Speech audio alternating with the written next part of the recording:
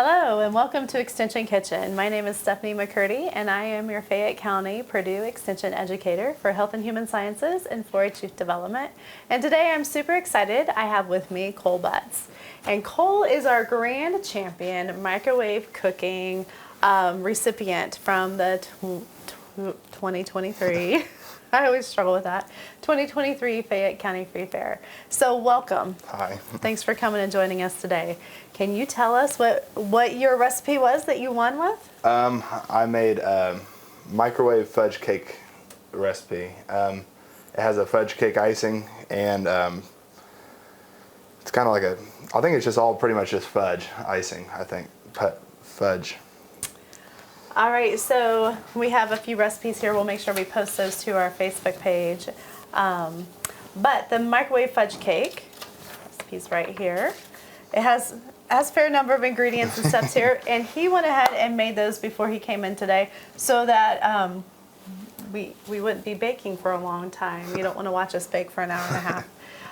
But can you tell us a little bit of the basic process about your fudge cake? Yeah, so you just combine the dry ingredients, most of the dry ingredients in one, and then the liquids in the other. And then for some things, you whisk together the liquid ingredients and keep the dry separate, and then you mix them, and then you microwave them for 50% power for 3 minutes, 100 for 4 minutes, and they most time turn out decently well for being in there for only 7 minutes. Normally a cake takes an hour or 30 minutes. I've made microwave cakes before, and I have to tell you, once I figured out how to do it well, it has been a game changer for me to be able to make a cake in the microwave in less than 10 minutes. Yeah. So this is great. So then you poked some holes in the top of the cake, and then what'd you do? So when they just came out, we let them set for probably about 5-10 minutes, and then you poke holes in them, and then you make the fudge icing. So there's two different types of icing. You got the poke icing, and then you got the actual cake icing. The poke icing, you want it to be liquidy, unlike the cake icing where you want it to be more stiff so you can work with it. You poke holes in it, and then when you poke the holes in it, your icing go in and just like settle it with the cake, and it'll make it more of a moist cake than it would a dry cake if you had a dry cake. And then for the cake frosting, you just add more powdered sugar to make the cake more of a stiff, the cake icing more of a stiff. Yeah. Awesome, you're doing great, Cole. All right, so here's what we're gonna do now. So we've got the cakes baked and the holes poked and the poke icing in there. We're gonna make the cake frosting, and then we are going to frost the cake with you all watching. So the cake frosting also is a microwave frosting as well. So we'll go ahead and get started on that. Our first ingredient would be 8 tablespoons of baking cocoa. I have to sift it here. There you go. Okay. Obviously, Thanks. before you do any cooking in the kitchen, you need to make sure that you wash your hands with soap and water. And Cole and I both washed our hands with soap and water and sang that happy birthday song for 20 seconds before we started cooking today. 2.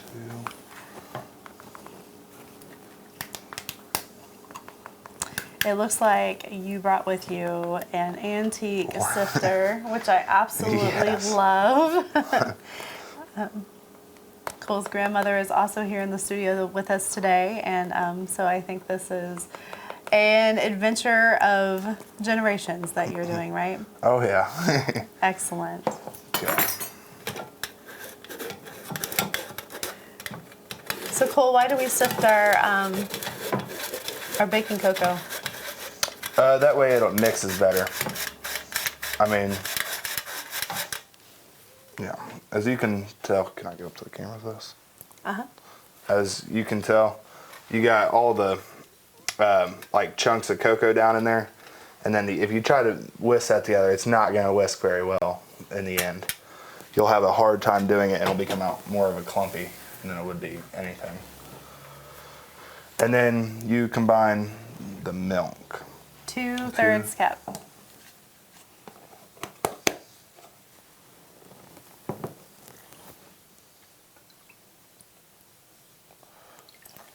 Okay. You need a whisk, don't you?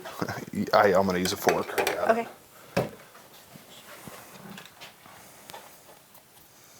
I just normally just try to make sure it's a little bit mixed in before I decide to go put it in the or put the butter in, because we had one where it did not turn out very well. So it also takes 8 tablespoons of butter, which is also 1 full stick of butter there. Cole, how many years have you been in 4-H? 7 years. 7 years, awesome. What's your favorite project? Probably this one. Good. What are some of the projects that you've taken over the years? Rabbits, pottery. I did model cars, I think, when I was littler. I'll just put this in here. All right. And then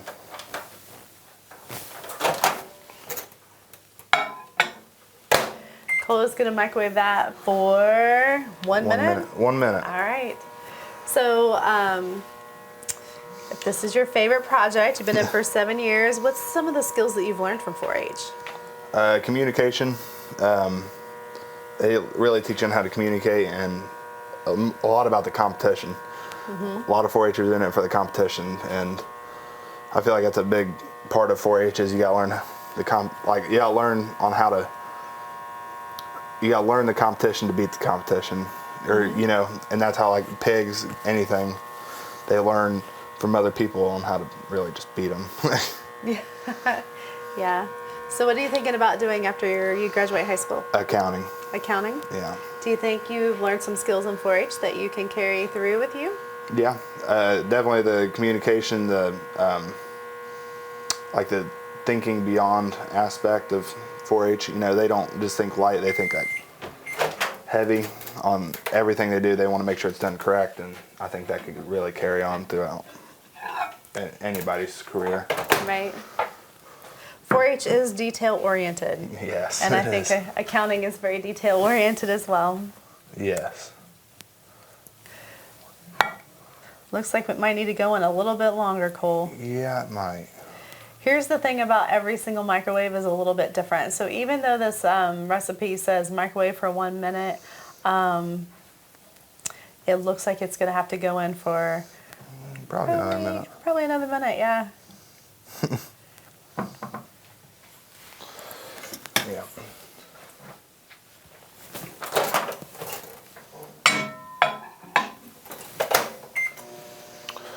Yeah. So what would you tell somebody who is thinking about joining 4-H? It don't really matter where you came from. If you don't live on a farm or anything, it's just about the learning skills that brings you through. Even if you're born in the city, it's different, but than being raised out on the farm. But you learn the communication skills needed for everyday life. Your thinking, just your whole world changes when you're in 4-H. So, Yeah. It's been a good experience for you overall, huh? yeah. Yeah. Well, we are super proud to have you here and super excited about your grand champion. Our open enrollment for 4-H begins on October 1st, and you can visit us at V2 4-H online, V2, and I will make sure we get that website address here, and then you guys can register to be in 4-H for next year. There's a few meetings during the year, and then of course our showcase piece is the Fayette County Free Fair. And Cole would like some more competition in the microwave cooking category. So let's make him step up his game and see what he can come up with. That smells really good. If we had smell-o-vision, you guys would all be in heaven. This smells absolutely chocolate fudgy and fun. Okay, so 2 pounds of powdered sugar.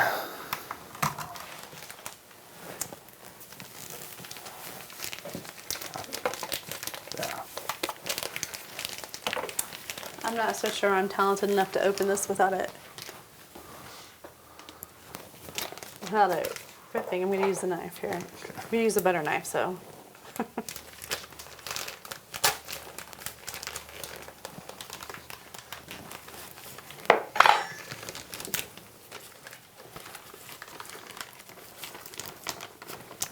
There you go. Thanks.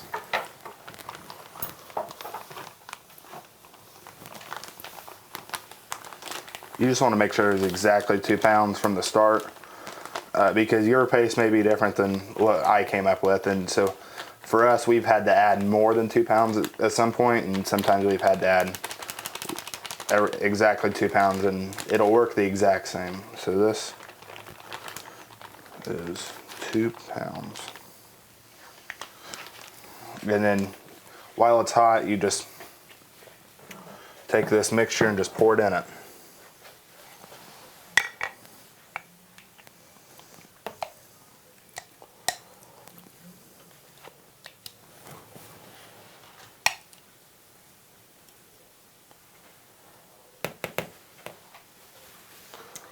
Again, it smells really good.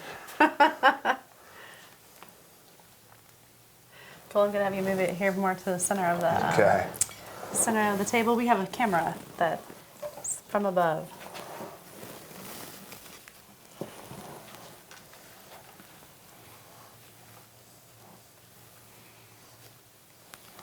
I feel like as I was reading through this recipe, it has a lot of ingredients and it feels like it has a lot of steps, but overall it seems pretty simple. Do you find it to be simple as well? It's simple to make, but some of the steps are not simple. Like if you were doing this if you were doing this like in a quicker way than what we did, you would have you would set the 2 cakes on top and then you'd have to put like a thin layer around it, and that takes a while. It takes precision. That way you don't take any of the cake bits up with you, so when you actually layer the icing around, you won't take any of the cake bits with you and make it more of a messier cake. Oh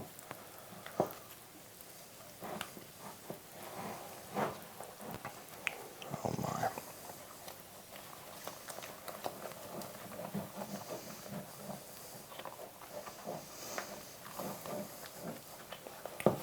It feels like you're stirring forever when you get this. You gotta really get an arm workout on that one, huh? Oh yeah.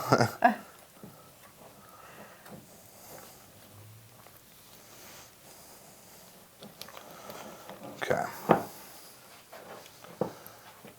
If you can just tell by the way it looks, it needs to be thicker.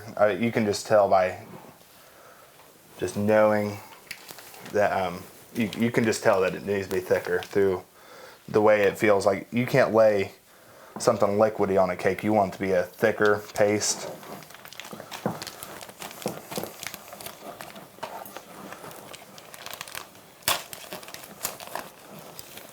And then I did some of this wrong, but if you can see the black chunks here in the cake, sometimes if you want to take that out, you can always put it in the blender and get it like really fine and smooth, and it'll take them right out. I mean, for this, if you can't really tell, it'll be fine. A lot of people can't tell, but if you're definitely a baker, you could tell that. So we're just gonna eat this cake here in the studio after we're done filming. Oh so we're cool with the little black tidbits in there. It's just the cocoa. Yeah, this one's not being judged by the judge. Yeah, so for the one I did, I blended every bit of it, so it would look it would look fine. Like if you went to the store and bought like chocolate frosting, it would look more of a fine. So. Do you need more powdered sugar? Oh yeah, we're gonna have to add more.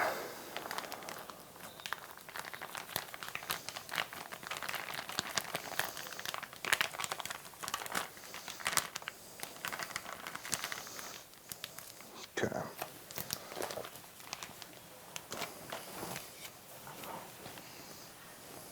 I always feel like when I make frosting at home too, I always add way more sugar than what the recipe actually says to get the right consistency. Yeah. That's normally what I'll do. I'll just you got to make it to your consistency, I feel like. Yeah.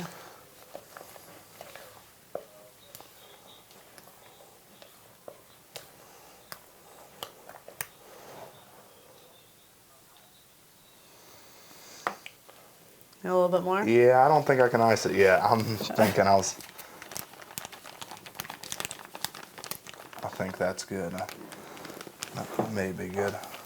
We're gonna find out. But it all just depends on how your consistency is. And if you really wanted to, you didn't have to add much powdered sugar in, and then just lay, or when the icing is still like liquid, you could lay the icing just straight over the cake and make it like a lava cake. But for this purpose, I made mine a thick paste so I could decorate it more than what I could if it was a lava cake.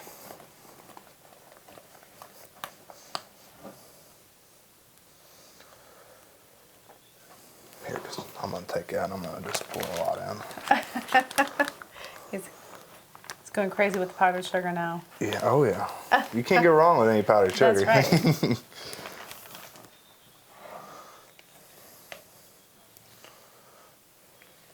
I think this should be good. Like I said, you just want to make it like a thick paste. You don't want it to be like super thick to where you can't really get it out, but you want the thickness to where you want it to stay and not be runny. Yeah. Like that's probably a good consistency to hopefully put this on it. So normally what I would do is when the cakes came out, I would poke the holes. You could take this upside down if you want and poke holes with it, or you could do something finer, like a knife. You could poke holes in it. Wooden spoon. Yeah, wooden spoon, and anything like that. And you just pour the liquid poke icing on it, and then you just let it set a couple hours. It may be a couple hours. It could be like a couple minutes, but you want it to fully set. You want the cake to fully set and like contain the poke icing. You want it to be like a strong like mixture. And then what I'll do, I'll take this cocoa and then bring it across, and then you just kind of want to make a layer with it. You don't want to make it like really thin, but you want it to be a decent size to where the cake won't fall off because it's sticky, and you don't want it to fall. I'm trying to think of my words. You don't want the top layer to slide off. Yeah, you don't want the top bottom layer. Yes. Yeah.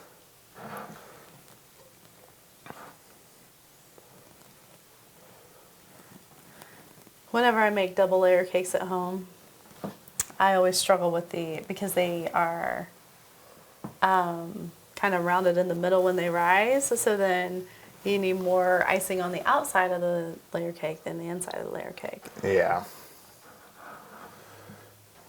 Yeah, I try to, when I do it, halftime I make it flow over the icing. Do you bake a lot at home, Cole? I mean, to a degree, yeah. I made this cake several times, but normally what I do is I make like fudge and cookies and things like that more. Yeah, I think one of the things that we always stress to our 4-Hers is to make sure you practice your foods project before you bring it to the fair. Oh, so yes. I can tell that you must have practiced this a fair bit because you seem very knowledgeable about this cake. Okay.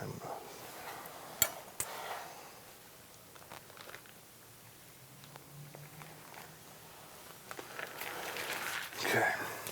Now, if you were doing this for like good looks purposes per se, you would want to go around the edge with like a fine, thin layer of icing, just to try to cover up the patches. And then, because when you always go around with cake, the cake bits will be inside of the icing when you do it, and you don't want it to look like the cake bits.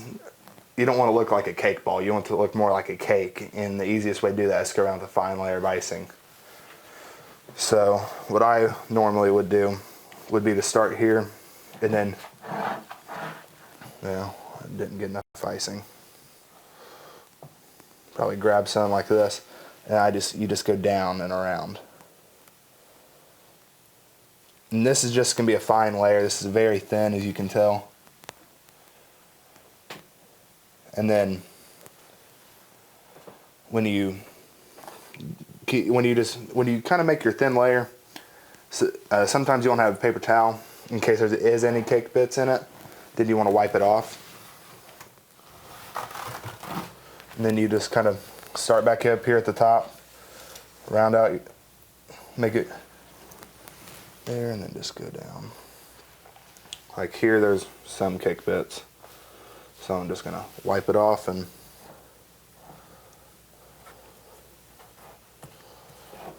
Now, I'm sure the temptation is when you are got those cake bits to lick it off instead, but in terms Yeah. of food safety, we should always wipe it off and not lick our spatulas. yeah, oh, definitely. I'm saying that for all the kids out there, all the youngsters. It's tempting, but you don't want to lick this. Not yet. You want to have the actual full cake. You don't want to That's have right. part of it. You want to have the full thing in action.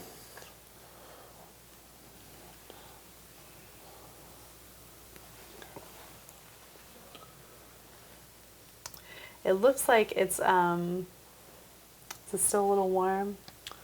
Looks like it's kind of, I don't know. I'm not really wanting to touch it right now. yeah. I mean, it's cooled down quite a bit, but it could still be a little bit warm. Yeah, a little bit. Okay. And you will waste quite a bit of icing just trying to put on the thin layer, but that's always a good thing when you're doing that. That way it looks more professional.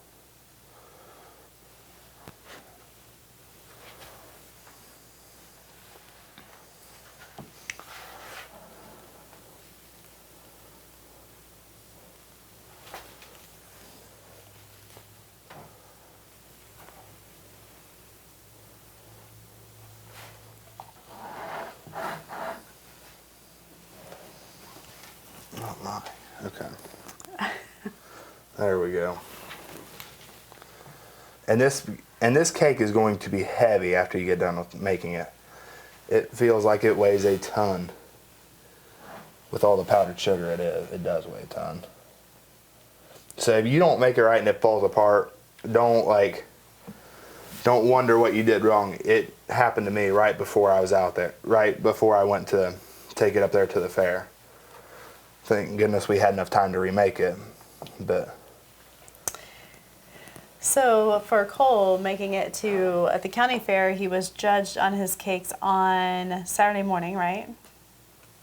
Yes. Yeah. Yep, and he got grand champion. And then by Sunday night, he had to have a whole second cake to me to go yeah. to the state fair. No, we didn't. There is no steak.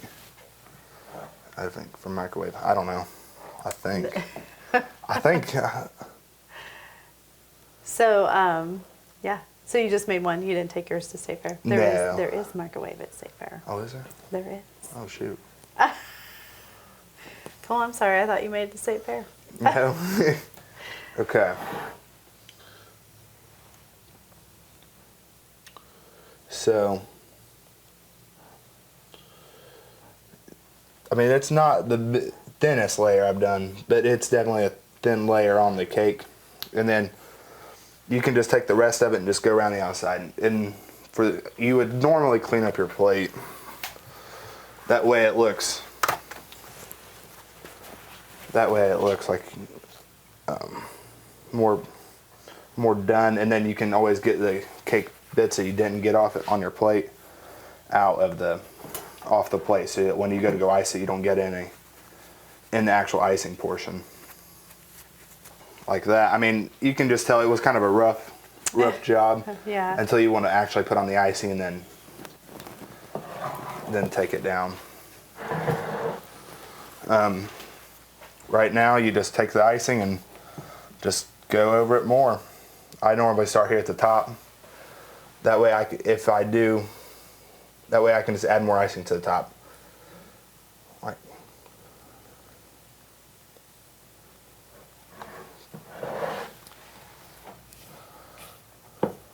okay.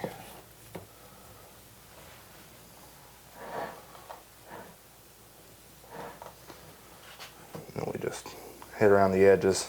Fantastic. So, I mean, it's not that hard to make. It's just the icing can take a long time, and the cooling. It took about 7 hours for us to make this.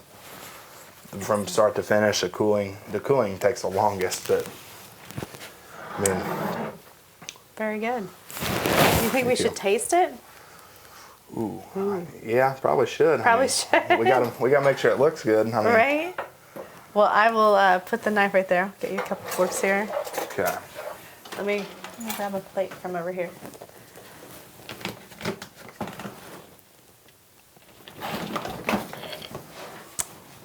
We have fancy ware for our taste test. We have paper plates. Let's see. I mean, Not gonna lie, I'm kind of excited, Cole. you ready? Okay, there we go. All right. There's a paper on the back of that.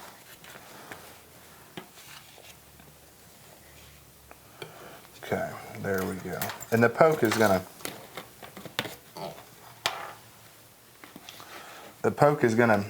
look like the cake is not fully done, but it is. It is gonna make the cake more Fudgy. yeah. Yes. All right.